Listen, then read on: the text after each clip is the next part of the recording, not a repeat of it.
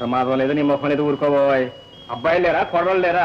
తెల్లవారులు నిద్రలు పోకుండా వంతులు వేసుకుని కాపలాలు కాస్తారు. ఏనా ఆయనలు? గుడ్.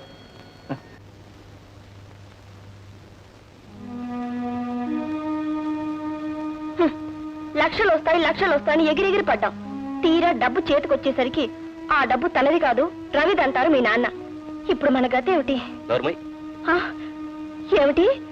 నన్ను మీరు అన్నాను. ఎందుకండి నోరు మొయ్యడం? పోనీ ఆ సంగతి ఏదో మేమైనా మనతో చెప్పొచ్చుగా. చూడు, మనం తొందరపడి వచ్చినందుకే సిగ్గుపడుతున్నాం. ఇంకా ఆ విషయం పదే పదే జ్ఞాపకం చేయకు. ఆ రవేం పరాయవాడు కాడు, మా తమ్ముడే. వాడికి జాలి, ప్రేమ, అభిమానం ఉంటే మనకు అంతో ఇంత ఇవ్వకపోడు. ఇస్తాడో ఇవ్వడో ఎవరు చెప్పగలరు?